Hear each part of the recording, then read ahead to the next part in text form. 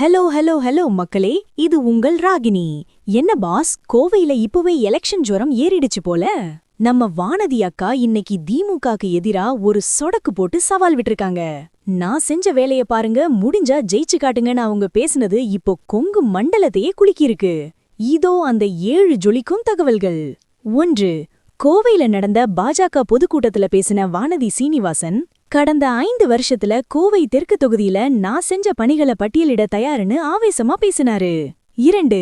திமுக அரசு கோவைக்கு எதையுமே பண்ணல, ஆனா மத்திய அரசு மூலமா ஸ்மார்ட் சிட்டி முதல் எய்ம்ஸ் வரை எல்லாத்தையும் கொண்டு வந்தது நாங்கதான்னு ஒரு போடு போட்டிருக்காங்க.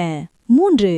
மேடையிலேயே ஒரு சொடக்கு போட்டு, முடிஞ்சா 2026ல கோவையில பாஜகவை ஜெயிச்சு காட்டுங்க பார்ப்போன்னு திமுகக்கு ஓப்பனா சேலஞ்ச் பண்ணிருக்காங்க வானதி அக்கா. 4.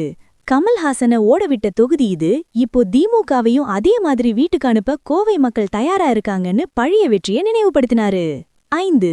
குறிப்பாக கோவை சாலைகளோட மோசமான நிலைமைய சுட்டிக்காட்டி, விளம்பரம் பண்றதுல இருக்கிற ஆர்வம் வேலைய முடிக்கிறதுல இல்லன்னு திமுக அமைச்சர்களை வறுத்தெடுத்திருக்காரு. 6. எத்தனை அமைச்சர்கள் கோவைக்கு வந்து முகாமிட்டாலும் தாமரை இங்க மலர்றத யாராலையும் தடுக்க முடியாதுன்னு செம்ம கெத்தா ஒரு பஞ்ச் கெடுத்திருக்காரு. 7. தவையை விஜய் ஒரு பக்கம் புதிய வாக்காளர்களை குறிவைக்கிற நேரத்துல வானதி அக்காவோட இந்த நேரடி மோதல் 2026ல கோவைய ஒரு போர்க்களமா மாற்றப் போகுது பாஸ். கண்ணா, சொடக்கு போடுறது சுலபம், ஆனா அதுல இருக்கிற சத்தத்தை ஓட்டா மாற்றுறதுதான் அரசியல் சாணக்கியத்தனம்.